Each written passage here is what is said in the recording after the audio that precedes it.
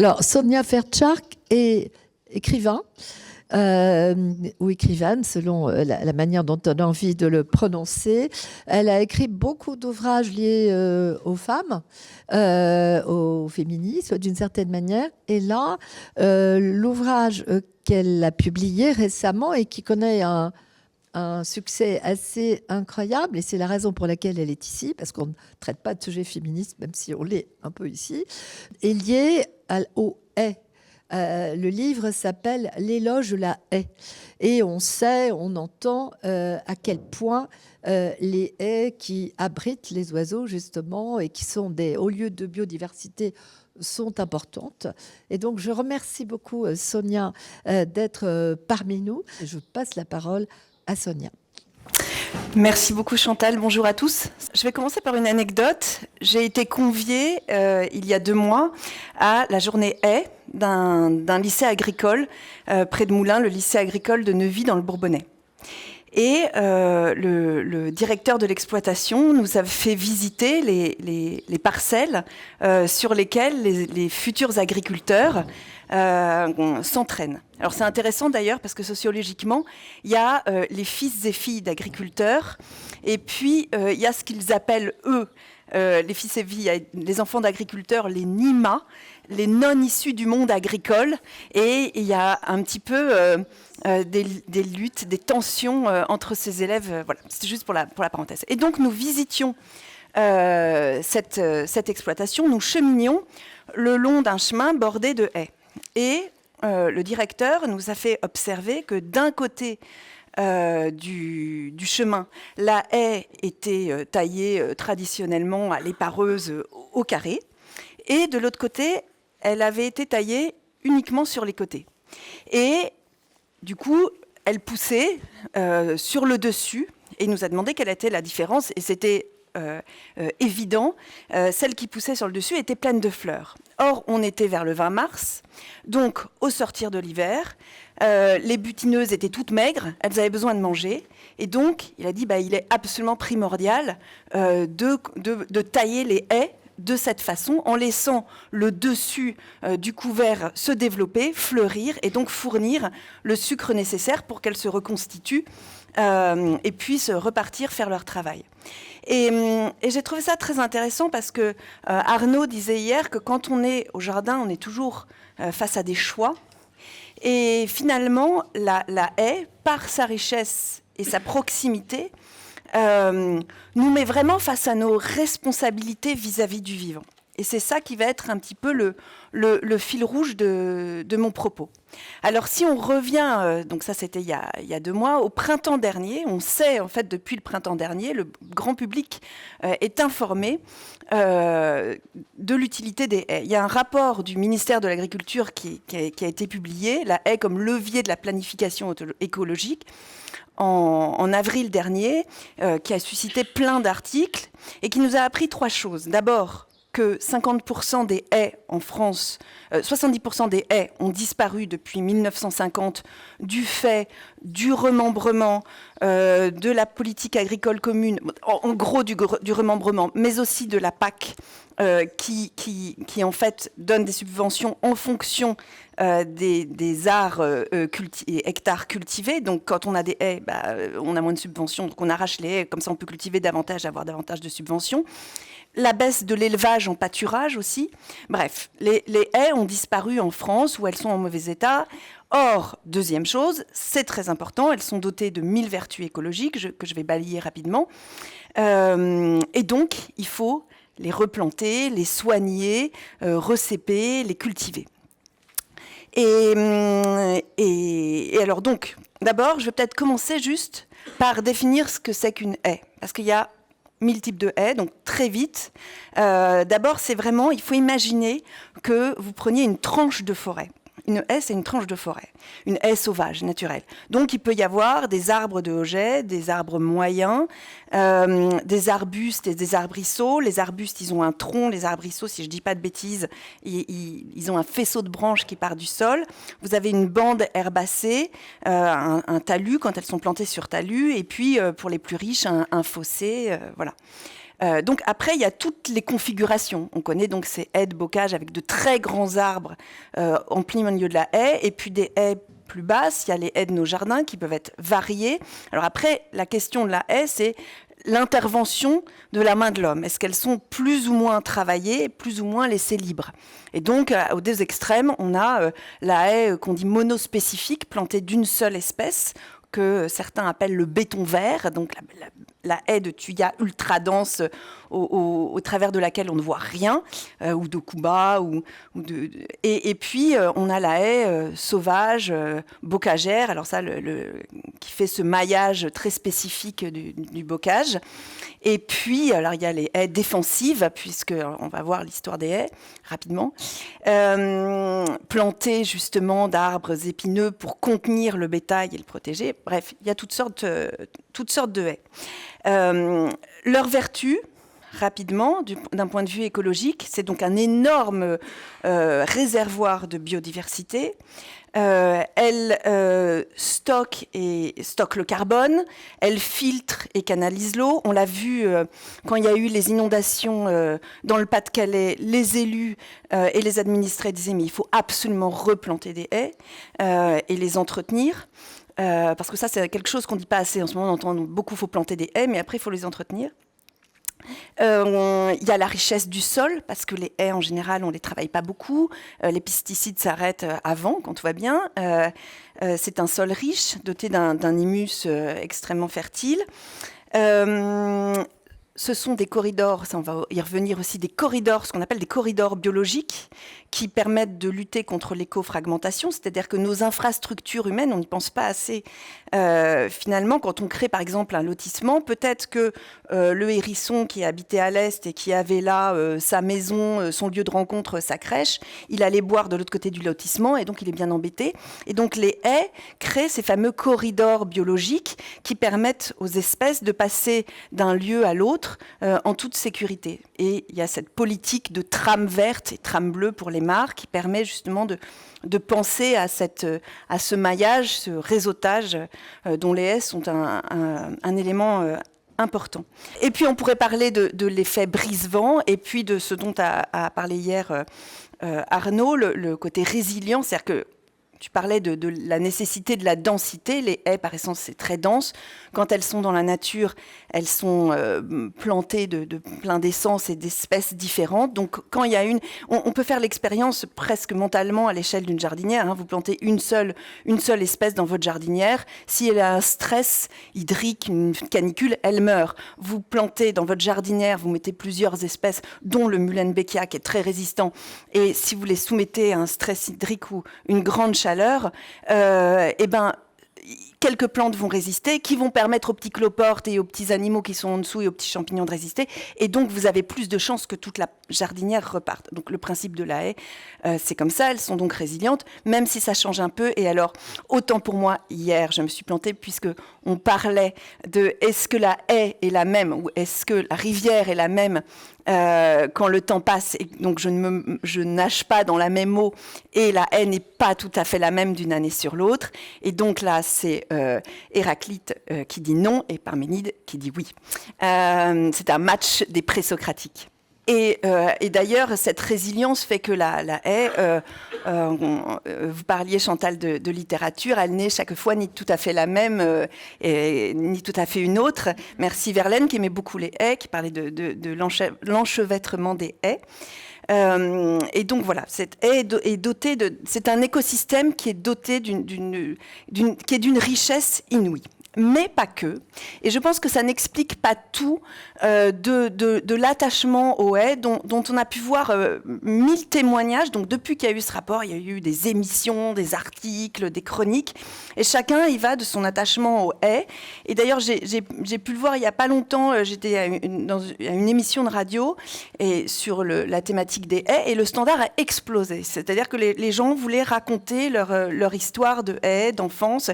Et je l'ai vu puisque quand je disais que je travaillais sur ce thème, alors parfois, effectivement, j'ai eu des regards incrédules, voire des moqueries. Tu travailles sur quoi, la haie? Mais aussi, beaucoup d'histoires. Moi, les haies de mon enfance, je me souviens, j'allais chercher le ballon en fermant les yeux pour pas me faire piquer par l'aubépine. J'avais rencontré là une buse ou un crapaud. Enfin, il y avait un sorcier qui habitait dans la haie. J'avais hyper peur. Je m'y cachais pour pas aller prendre mon bain, etc. Bref. Donc, les vertus de la haie ne suffisent pas à expliquer leur attachement. Quant à moi, c'est près d'1 an plus tôt, je remonte encore un tout petit peu dans le temps, vite fait. Donc, je ne suis pas botaniste, je ne suis pas paysagiste ni jardinière, enfin si, jardinière amateur, je ne suis pas agricultrice, rien de tout ça. Je suis juste une écrivaine qui aime les haies et une essayiste, et c'est en tant que telle que j'ai écrit ce texte. Et donc, voilà comment ça m'est venu. J'ai passé l'été 2022 chez une amie anglaise qui m'avait prêté sa maison au nord de l'Angleterre, dans le Yorkshire. Et York est une ville extrêmement verte. Et il y a, au sortir de York, il y a une réserve naturelle et qui est jalonnée de jardins, on disait jardins ouvriers, d'allotments, de jardins, de potagers partagés.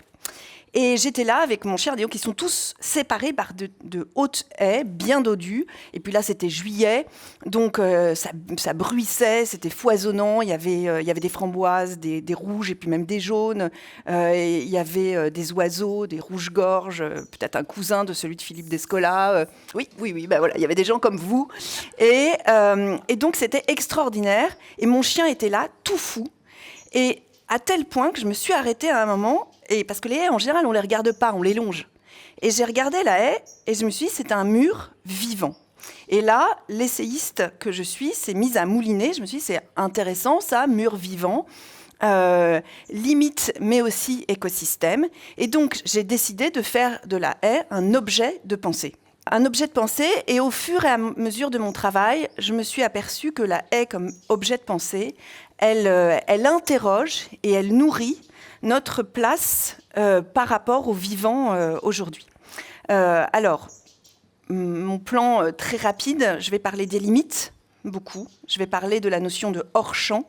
Et je vais parler d'un concept que j'aime beaucoup, qui est le concept d'extinction de l'expérience, et puis d'un micro-concept personnel qui est le sans y penser. D'abord, la haie, donc c'est une limite. La question, c'est est-ce que c'est une séparation ou un trait d'union? Parce que ce qui est intéressant, c'est que la haie, on n'y pense pas beaucoup. C'est-à-dire qu'elle est souvent entre deux écosystèmes qui tendent à la phagocité, à l'invisibiliser. C'est-à-dire que la haie, elle est entre la forêt et la prairie. On admire les hauts arbres de la forêt. On en a longé tout à l'heure des prairies magnifiques avec toutes ces fleurs. Et puis, on ne voit pas tellement la haie qui est juste cette bande comme une petite tranche de saucisson dans un très gros sandwich. Et pareil, si la haie est entre une rivière et un jardin, bref, la haie, on n'y pense pas. Or, la haie, c'est pas le néant d'un point de vue de la biodiversité, c'est pas 0, c'est même pas 1 plus 1, c'est plus que la somme des parties, parce que justement, c'est ce qu'on appelle un écotone en écologie, c'est-à-dire qu'elle réunit les qualités des deux écosystèmes qu'elle borde. Donc, c'est inouï. Et donc, séparation ou trait d'union. Et là, je reprends mon histoire de stop ou de passage, et c'est intéressant parce que, par exemple, nous, j'y pensais l'autre jour, je traversais en voiture une forêt domaniale, donc sur une large route, et je me disais, c'est fou parce que pour moi, cette route, elle est un passage entre deux points, un chemin, mais pour les animaux, elle est une barrière qu'ils franchiront au péril de leur vie. Et au contraire, quand je vais au bout d'un champ, la haie m'arrête. Pareil, si j'étais un mouton ou une vache, pour moi, elle est une barrière. Mais par contre, pour la coccinelle ou le hanneton tout à l'heure qui s'est posé sur moi, ou pour les oiseaux, ou pour les souris, ou pour les animaux plus gros, les mammifères, etc., c'est un passage, ce fameux corridor biologique. Donc, elle permet, ça commence à être intéressant parce qu'elle permet de faire des expériences situées, diraient les sociologues, où on prend conscience que pour nous, c'est une barrière, mais pour la coccinelle ou le lichen, c'est un pays. Donc, quand on va éventuellement arracher la haie, c'est pas idiot de penser que c'est aussi quand même un pays. Alors, je dis pas forcément qu'il faut pas arracher les haies, mais voilà, cette histoire d'y penser est intéressante. Tout à l'heure, j'évoquais les souvenirs d'enfance de mes amis. C'est vrai qu'à longer une haie, on navigue entre l'histoire et la géographie. Donc les haies, on en a retrouvé des traces, évidemment, durant l'Antiquité, mais même au Paléolithique. C'est-à-dire que les premières haies, il y en a une à Chaumont, c'était des haies sèches. C'est-à-dire qu'on plantait des piquets, on mettait entre du bois mort, des bouts de racines, et puis on attendait littéralement, éventuellement, que ça prenne racine. Et ça protégeait le bétail. On en a une trace assez amusante dans la guerre des Gaules. Alors, les militaires savent bien la guerre des haies. Et donc, César raconte que quand il a voulu affronter les Nerviens, donc les plus farouches des Belges, ils n'avaient pas de cavalerie. Eux, en revanche, ils avaient des haies. Ils pratiquaient déjà le plessage, c'est-à-dire qu'ils incisaient les jeunes branches pour qu'elles poussent comme ça horizontalement dans toutes les directions, d'essence très piquante, donc j'imagine ronces, aubépines, pruneliers, etc. Et ça formait, dit César, une barrière infranchissable qui a empêché son armée, et notamment sa cavalerie, de passer. Donc on est vraiment entre l'histoire et la géographie quand on longe la haie. On est aussi, je ne sais plus qui en parlait hier, on est à la fois à l'intérieur et à l'extérieur. Alors moi, contrairement à Arnaud, je n'aime pas du tout les jardins secs, j'aime les jardins anglais, et mon favori, c'est Sissinghurst, qui est dans le Kent, qui est le jardin de Vita Sackville-West, l'amante de Virginia Woolf, et de son mari Harold Nicholson. Ils ont créé ce jardin extraordinaire, qui est un des plus visités au monde, avec Chaumont. Et donc, ce jardin, il a une particularité, c'est que c'était un château et qui, durant la guerre de 7 ans, avait été utilisé comme une prison. Et il est plein de murs de briques. Donc, il reste une espèce de longère avec une tour et tous ces murs de briques. Et Sackville-West et Nicholson ont conçu ce jardin vraiment sur un modèle de maison avec des chambres de verdure. C'est vraiment cette philosophie héritée des arts and crafts. Et donc, on chemine dans ce jardin, on a une ouverture, on passe de pièces végétales en pièces végétales, et il y a ces murs, ces haies. Alors, pour le coup, elles sont plutôt monospécifiques. Et puis, après, ce foisonnement des jardins anglais. Et on est comme dans des chambres, dans des pièces intimes, mais en même temps, on est à l'extérieur. Donc, il y a la surprise du végétal, des animaux, des oiseaux. Et on est entre les deux, on ne sait pas bien. On est aussi, quand on est face à une haie, qu'on regarde, on peut s'interroger aussi sur la propreté et la saleté, la santé et la toxicité. J'ai des amis qui ont un jardin que j'aime beaucoup dans le Perche, qui est un jardin qui date de 1930. Il est de ces jardins qu'on faisait à l'époque. C'est un petit jardin pas prétentieux, mais très structuré, avec des rosiers régulièrement taillés, etc., des allées, des fruitiers en espalier, des allées de gravier. Et donc, j'ai toujours connu ce jardin très, très léché. Et un jour, j'y rentre au printemps. Et là, c'était une jungle exubérante. Et je me suis dit, mais que s'est-il passé?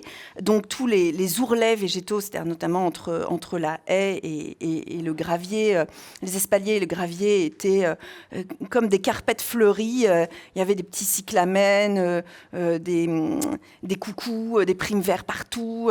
Les fruitiers étaient bien dodus. Il y avait de la mousse. Et je me dis, mais que s'est-il passé? Et ce qui s'était passé, c'est que le vieux jardinier qui entretenait ce jardin depuis peut-être des décennies, qui était un homme admirable, qui connaissait absolument tout, il avait pris sa retraite. Et cet homme-là, en toute logique, de son époque, il jardinait au Roundup. Et donc, pour faire ses allées de gravier, et donc au bord de ces allées, rien ne poussait.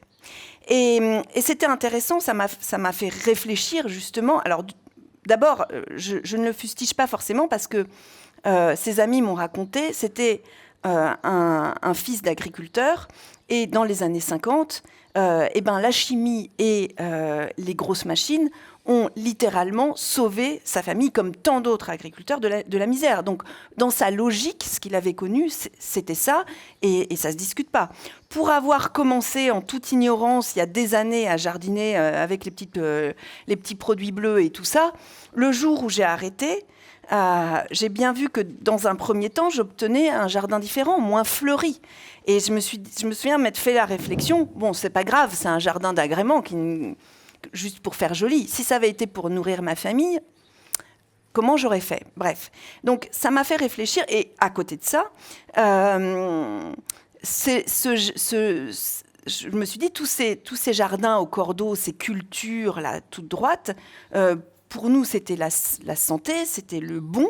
Mais finalement, aujourd'hui, en 2024, je me dis, mais ça me paraît beaucoup moins sain, finalement, qu'un jardin un peu plus fouillis, d'où s'échappent des plantes qu'on ne va pas forcément aimer, etc. Donc, ça m'a fait aussi réfléchir à ça. Sans compter que je sais que quand mon chien sort tout crotté d'une haie et que je vois les regards des voisins qui ont l'air épouvantés, moi, je trouve que quand je sors du métro, j'ai pas l'air sale, mais je me sens beaucoup plus sale. Donc, ça me fait réfléchir à ça aussi. C'est aussi, quand la haie, on est aussi entre deux notions qui sont le contrôle et la liberté. C'est-à-dire que la haie, c'est vraiment le seuil. Tu en parlais à Arnaud hier, c'est un seuil, c'est le seuil entre le public et le privé. La haie, on fait pousser une haie pour donner de l'intimité à son jardin, pour pouvoir lire tranquille derrière la haie. On discute avec le voisin, éventuellement on se dispute avec le voisin de l'autre côté de la haie. Ce qui se passe de l'autre côté de la haie ne regarde que moi, pour le meilleur et pour le pire. Neige Sino, dans son terrible Triste Tigre, interroge à un moment et dit « Mais est-ce que les voisins se demandaient ce qui se passait de l'autre côté de la haie ?» Donc, on a cette idée de contrôle et liberté, même d'ordre et désordre. Alors ça, je reviens au jardinier, c'est-à-dire que quand on donne une direction à la haie, on la plante plus ou moins au cordeau, et ben en fait, parce qu'elle est aussi un écosystème, elle va toujours s'échapper. C'est ce qui m'a fait réfléchir aussi à la notion de gauche et droite qui a beaucoup amusé les journalistes.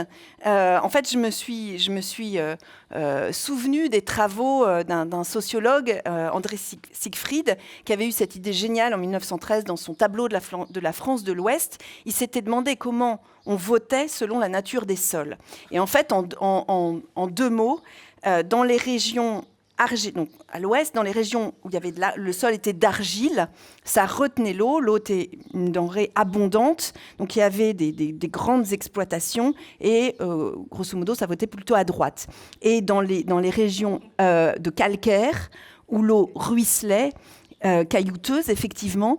Du coup, l'eau était une denrée rare, elle s'infiltrait au fond, et donc il y avait quelques puits, des fermes plus petites, et où on se réunissait, et ça votait plutôt à gauche. Bon, je serais bien en peine de faire... Ça a changé. Certainement. Certainement. C'était en 1913. Mais c'est un ouvrage qui a fait date, et je me suis posé cette question. Et dans l'histoire de la haie, il y a quelque chose d'intéressant qui tient justement à cette tension entre le mur d'un côté et l'écosystème de l'autre. C'est que, historiquement, par exemple, les Anglais, pour qui la haie relève du patrimoine national, ce qui fait qu'ils ont beaucoup de haies, c'est ce mouvement qui a couru du XVIIe jusqu'à la fin du XIXe, qui s'appelle le mouvement des enclosures, ou en clôture, qui a fait que les seigneurs qui jusqu'alors offraient leur pâture aux communaux, les open fields, c'est-à-dire qu'on pouvait tous cultiver ces parcelles, ils les ont réservées à certains seigneurs, donc ils les ont privatisées, et pour ça, ils ont construit ces clôtures végétales, vivantes, qui sont les haies. Marx voyait dans ce mouvement des enclosures un des ferments du capitalisme. Évidemment que ça a appauvri une partie de la population, mais c'est vrai qu'ils ont conservé leur haie. Donc ça ferait plutôt tendre la haie à droite, privatisation, propriété privée. Bon, en même temps, c'est pas une propriété privée très méchante, hein. Mais, enfin, en tout cas pour aujourd'hui, quand on construit, quand on plante une haie, on fait pas beaucoup de mal, on n'entrave pas beaucoup le bien commun. Et justement, avec la crise climatique. On l'a vu, Philippe Descola, que je cite d'ailleurs sur ce sujet, évoquer Notre-Dame-des-Landes. Si on veut voir un bocage à peu près intact, on va à Notre-Dame-des-Landes parce que depuis les années 70 que c'est une zone à défendre, on n'a pas trop touché, ce bocage est entretenu sans être arraché, etc. Et on voit que la haie devient un enjeu plutôt écologique. Donc la haie de droite et de gauche. J'ai parlé donc de l'ordre et du désordre, donc je vais laisser, je ne m'aventurerai pas sur le terrain de part de la nature et culture, mais quand même dans ce qu'il a dit Philippe Descola hier, qui m'a beaucoup intéressée, il a parlé du rapport profond entre le jardin et la forêt, donc chez les hachoirs. Et finalement, c'est un peu pareil pour la haie, c'est-à-dire qu'on ne sait pas vraiment si elle relève de la nature ou de la culture. Quand j'étais petite et que j'adorais, parce que j'ai eu la chance d'aller dans le même jardin pendant des décennies, qui était le jardin de mes arrière-grands-parents, mes grands-parents de ma mère. Et donc d'avoir une connaissance intime de ces haies que j'ai vues pousser presque en même temps que moi. Et donc, pour moi, quand c'était la nature, ces haies, je ne me posais pas la question. C'était foisonnant, c'était touffu, personne ne les taillait, enfin, je ne le voyais pas. Pour moi, c'était la nature. Or, effectivement, à travailler sur ce texte, évidemment que les haies sont le bocage est cultivé, il est entretenu. C'est Jean-Loup Trassard, cet écrivain paysan, comme il se définit lui-même, qui écrit des choses absolument merveilleuses. Il utilise ces mots de barbéier, de trogne, pour expliquer le travail de la haie, qui est un travail extrêmement minutieux. Bref, on est, et donc dans ce que disait Philippe Descola hier, quand il parlait de substitution du jardin fait par l'homme au jardin fait par les esprits, il y a vraiment cette logique de la haie, on passe de l'un à l'autre. Et même, je lisais ce matin cette lettre que, si vous êtes jardinier, vous connaissez peut-être, qui est Gerbeau, et on parlait de l'encolie. Et c'est vrai que l'encolie, c'est à la fois cette fleur sauvage et cultivée qui est si jolie, si gracile. Et enfin, on l'a évoqué aussi hier, la haie, est-ce qu'elle relève de la mauvaise ou de la bonne nature ? On parlait hier des mauvaises herbes, dont Jane Marple, l'héroïne d'Agatha Christie, dit après tout, une mauvaise herbe n'est jamais qu'une plante qui pousse au mauvais endroit.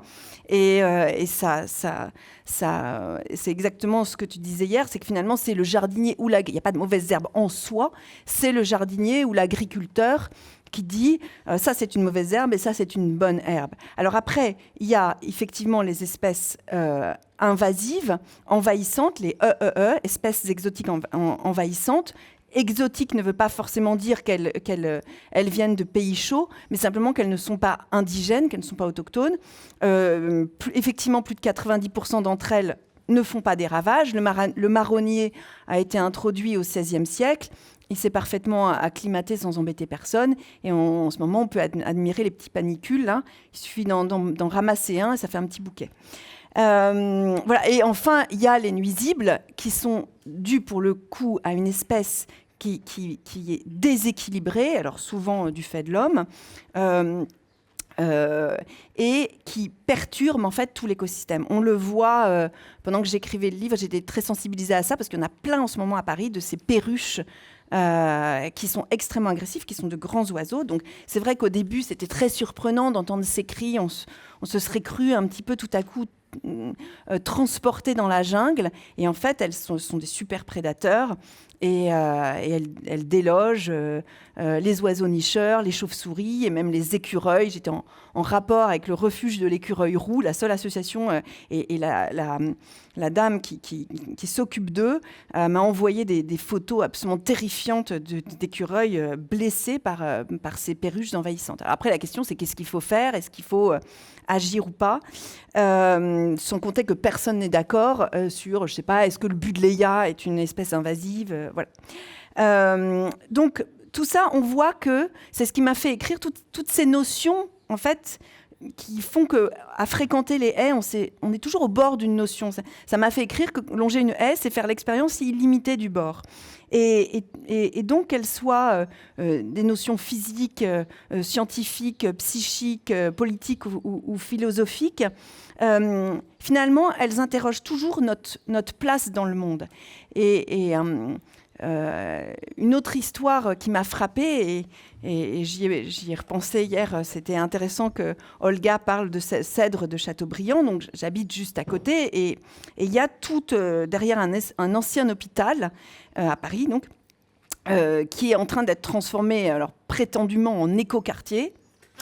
Qu'a fait la mairie? Elle a commencé par détruire près de 50 arbres qui avaient plus de 40 ans, qui étaient très hauts, que j'ai vu justement, dont de l'autre côté de ma fenêtre, une haie de robiniers, de lilas des Indes, de corettes du Japon, que je voyais grimper, qui était merveilleux. En une demi-journée, c'était fait. Ils disaient tous les troncs comme des tranches de saucisson là, sur une planche. C'était horrible. Et je me suis dit, c'est quand même dingue parce qu'on est surpuissant avec nos machines. Et d'ailleurs, c'est ça l'horreur de cette industrialisation qui, à la fois, la machine ne pense pas et est terriblement efficace. Ça m'avait vraiment remué. La machine ne pense pas. On est tout puissant avec nos abatteuses, nos tronçonneuses, mais il n'empêche que la Terre a le dernier mot et se venge, et on le voit depuis le début des années 2000 avec les déluges. Donc hier, ça n'a pas fait trop de dégâts, mais c'était impressionnant. Les méga-feux, les canicules, etc. Donc on est tout puissant, mais pas si puissant. Et donc, de ce point de vue-là, la haie, qui est à la fois un écosystème extrêmement riche, où on peut expérimenter le vivant, et en même temps un écosystème de proximité, c'est-à-dire qu'il y a des haies partout, même à Paris, je vais parler de quelques-unes d'entre elles,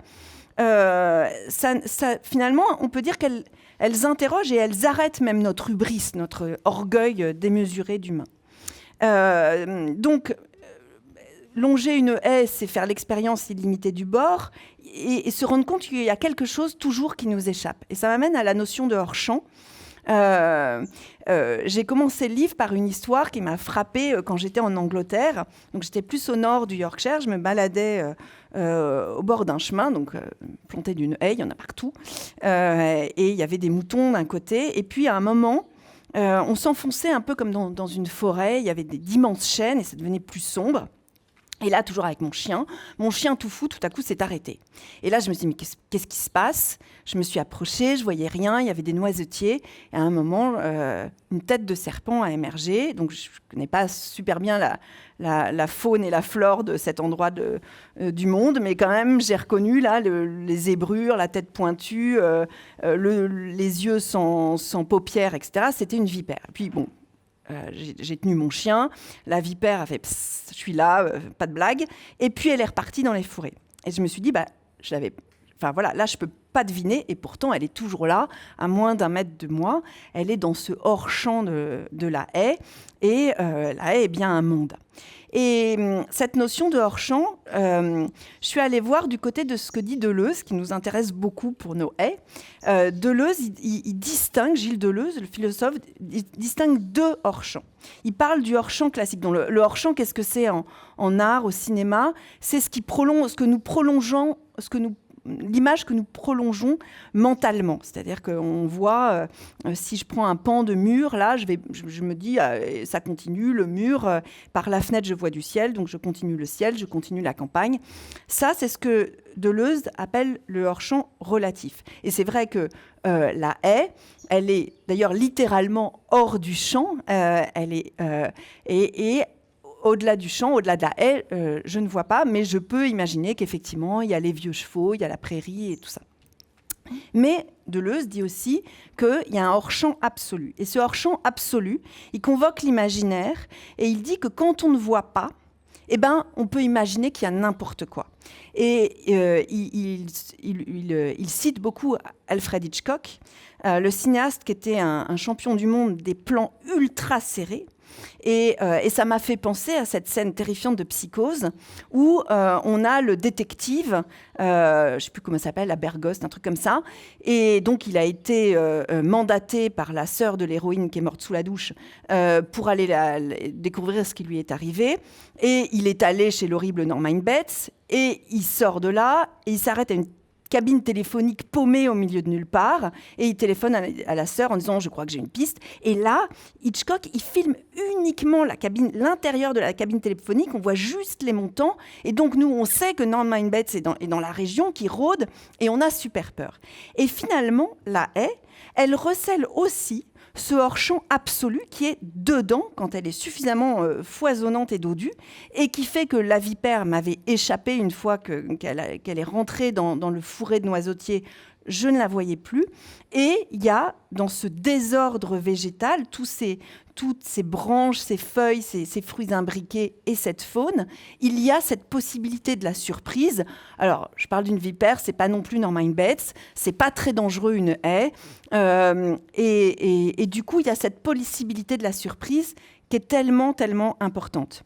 Et j'avais dit que je parlerais des haies parisiennes. Il y a une réflexion que je n'en finis pas de me faire et que je trouve vertigineuse quand je passe à vélo sous le musée du Quai Branly, dont le bâtiment administratif est tapissé d'un merveilleux mur végétal de Patrick Blanc, qui dit d'ailleurs que ces murs végétaux ne sont pas des écosystèmes, puisqu'en fait, ils sont complètement sous perf. C'est-à-dire que c'est vraiment de l'eau au compte-gouttes, des nutriments au compte-gouttes.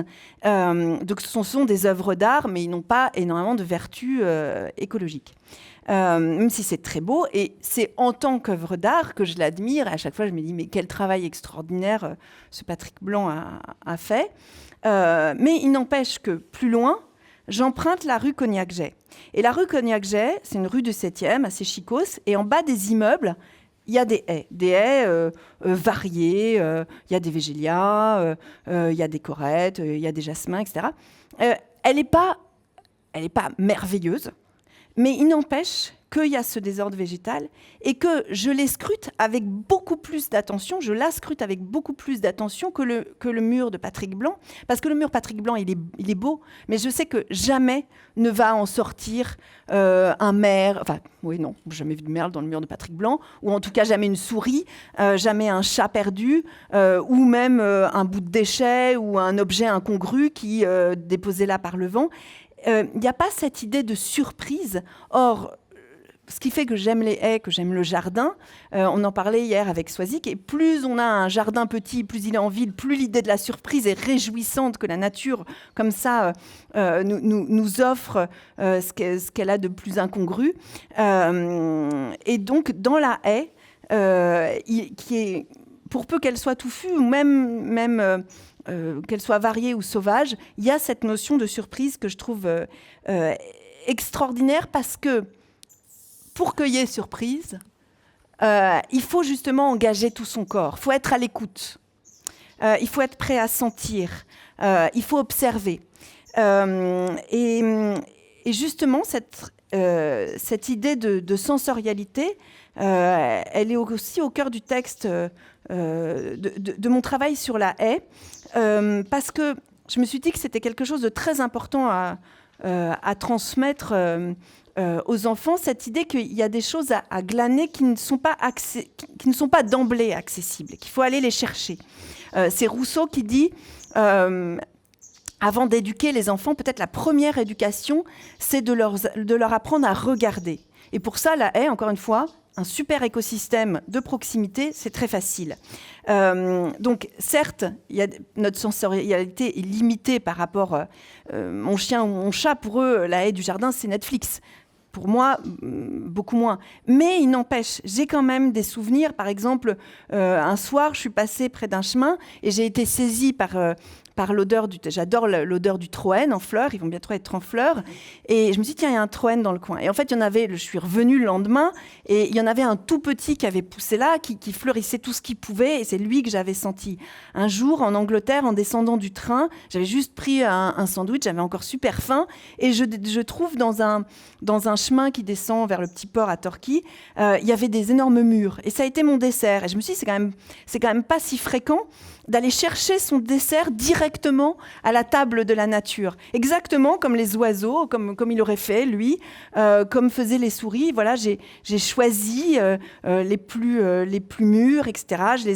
Je les ai enlevés délicatement, juste le muron, en essayant de ne pas me piquer, etc. Et puis, dernier exemple sensoriel qui me ravit toujours, près de chez moi, il y a de l'autre côté de ma fenêtre, en fait, il y a une gigantesque vigne vierge.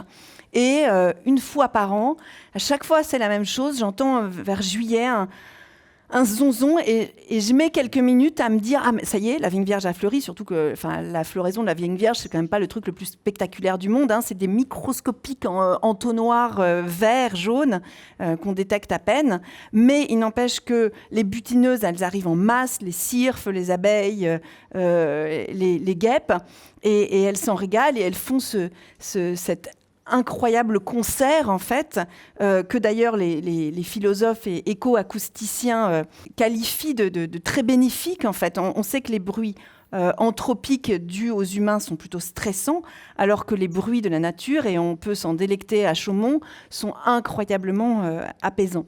Donc il y a vraiment dans la haie cette notion de, quand on fréquente les haies de façon active, d'engager son corps. Et moi, j'engage à apprendre aux enfants, bon, ils le font tout seuls, mais c'est bien quand même de leur indiquer certaines choses, de nommer. Alors, je vais pas développé sur le nom des fleurs et des plantes qui est absolument extraordinaire. J'adore avec mon appli regarder tous les noms possibles. Il y a des noms incroyables.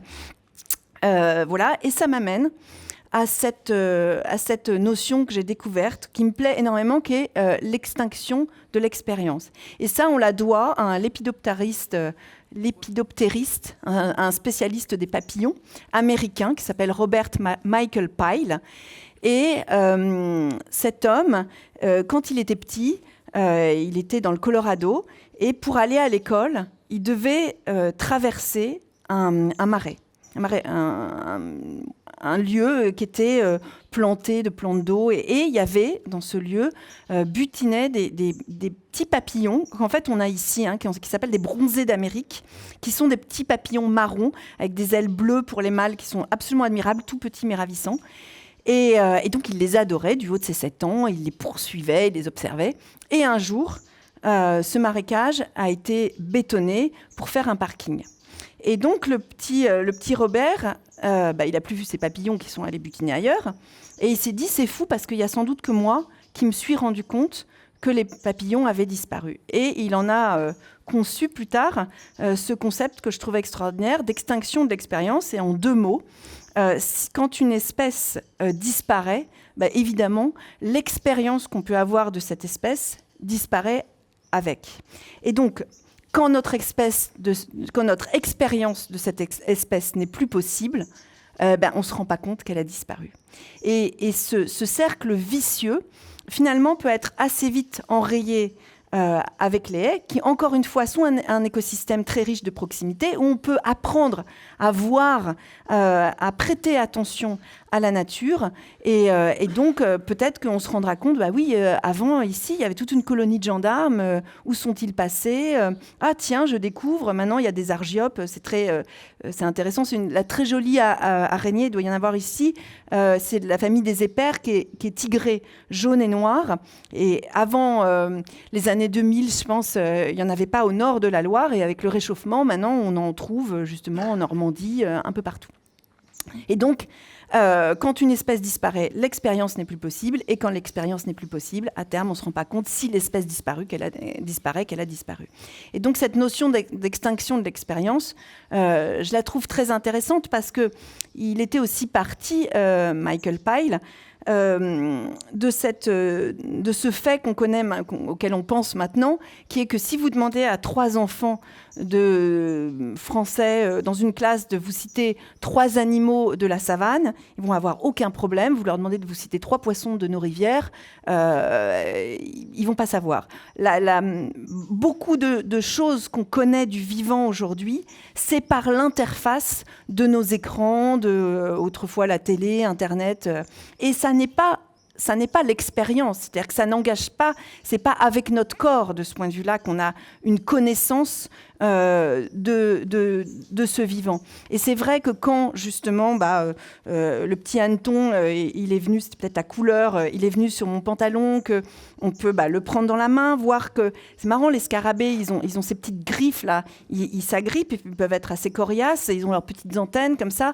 Admirer faire admirer aux enfants les bourdons quand ils sont pleins de... J'ai trouvé extraordinaire. On dirait des petits ours miniatures. Ils sont extrêmement pleins de fourrure. Et alors, quand ils ont les cuisses garnies de pollen, là, ils sont admirables. Bon, tout ça, on peut le transmettre aux enfants, à cette expérience. Et c'est pas une vidéo YouTube qui va leur faire prendre conscience du parfum du seringa ou de la clématite. Non, pas les clématites, de la glycine. Et dernier concept, je me suis dit, voilà, qu'est-ce que je voudrais qu'on retienne de ce texte, si on le lit, du texte que j'ai écrit. Je suis plutôt écolo, mais j'ai pas l'impression d'être une ayatollah. Et je dis pas qu'il faut pas abattre aucun arbre ou qu'il faut pas arracher des haies. Mais je pense qu'il faut pas le faire sans y penser. Et ce que je trouve problématique, finalement, aujourd'hui, dans la société humaine, en tout cas occidentale, c'est que souvent on consomme la nature, on la détruit, on l'endommage sans y penser. Et c'est ça que je trouve problématique. Et je pense que ce qu'il faudrait, c'est être un peu plus conscient de ces autres qu'humains avec qui nous partageons notre environnement. Et je terminerai par une deuxième anecdote qui m'a traversée au lycée du Bourbonnais, là, dans lequel j'ai été invitée. Comme justement j'ai beaucoup écrit sur le féminin, il se trouve que dans ce lycée agricole, il n'y a pas que des jeunes élèves qui se destinent à devenir agriculture, il y a aussi une section, alors j'ai découvert ça, qui s'appelle SAPAT, soins aux personnes et je ne sais plus quoi. En fait, c'est essentiellement des filles à 90% qui se destinent à être auxiliaires de puériculture, à travailler dans les EHPAD, bref, soigner les gens, les corps. Et donc, je suis intervenue devant elles et elles m'ont vraiment... Il y avait 3 garçons et ils m'ont beaucoup touchée. Elles m'ont beaucoup touchée et je leur ai dit, mais en fait, j'étais là pour les haies, alors je pensais qu'aux haies. Et je leur ai dit, mais en fait, vous êtes comme les haies de la société. Vous avez un travail qui est jugé insignifiant. Qui n'est pas bien payé, on vous parle mal, mais vous faites un travail absolument fondamental. On peut tous, vient un jour où on a des pépins de santé, où il faut soigner les corps, et cette responsabilité directe du vivant, qui est le cœur de votre travail, on l'éprouve aussi, on peut l'éprouver justement en jardinant, et notamment au contact des haies qui sont entre nature et culture. Et donc, de ce point de vue-là, je trouve que le jardin est bien une source de vie, dans tous les sens du terme, de partage, de sensibilité, et que les haies, les jardins nourrissent les sensibilités des gens.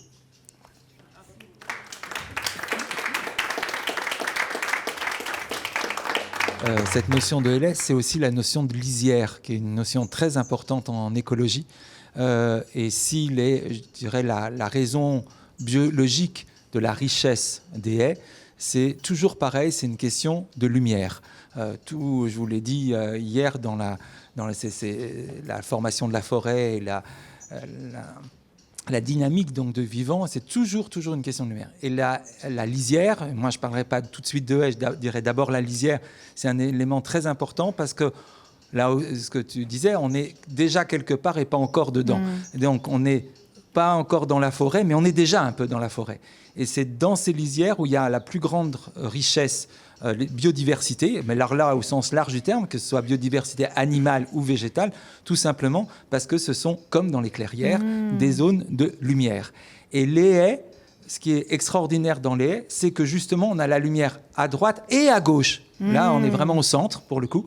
C'est-à-dire que autant quand la haie est en lisière, donc lisière et non pas haie, puisqu'elle ne sépare rien finalement, là, on a simplement la lumière qui vient d'un côté, et dans la haie, elle vient des deux côtés, et c'est ce qui en fait la richesse, et c'est la raison biologique de la biodiversité des haies. Voilà. Super. Ce que tu as dit sur les haies, ce qui a été dit hier aussi, m'évoque un très joli phénomène que j'ai pu observer au Niger, qui concerne les brousses tigrées, en fait, où c'est des sortes de haies, où ça commence par un front de plantes un peu pionnières, qui vont créer des conditions pour que des plantes un peu plus solides et un peu plus hautes s'installent. Et ce phénomène-là est dynamique, et donc on observe vraiment une avancée de bandes, donc de haies, à travers le Sahel. Et c'est des haies qui bougent, donc je trouvais ça rigolo comme idée. Il y a une notion aussi hyper importante dans les haies, bien sûr, c'est la notion de récolte. C'est vrai, on n'en a pas parlé. Un peu avec les murs, oui. Mais il n'y a pas que les murs. Et le bois, notamment. Dans ces lisières, qu'est-ce qu'il va pousser ? Il va pousser des cognaciers, il va pousser des noisetiers, il va pousser bien sûr des mûres, etc., des framboisiers. Donc un cortège végétal très riche. Et autrefois, quand on plantait les haies, c'était aussi pour ça qu'on les plantait, c'est-à-dire c'était un peu l'évolution de notre époque chasseur-cueilleur, c'est-à-dire que là, on n'avait plus forcément le temps parce qu'on était cultivateur, donc on n'a plus le temps d'aller cueillir. Eh bien, les plantes qui fournissent tous ces petits fruits, etc., on les plantait dans les haies, justement parce qu'on n'avait pas à les cultiver réellement, parce qu'elles ne demandent pas un entretien particulier, et puis on n'en a pas besoin dans des quantités énormes. Et donc, pour tous les jours, eh bien, que ce soit noisettes, coings ou autres, eh bien, on allait dans les haies pour les prunelliers, bien sûr, bien etc., sûr. Même pour l'alcool, comme ça, on avait tout. Voilà. Et on n'en a pas parlé, mais c'est tout à fait juste. Et étymologiquement, la haie, c'est aussi la sorcière, la hague. C'est la chevaucheuse de bâton. La haie, la sorcière passée, elle était capable elle franchissait, c'était pas anodin de franchir l'échalas, la petite échelle, pour passer de l'autre côté de la haie. Et elle récoltait, oui, c'est tout à fait juste.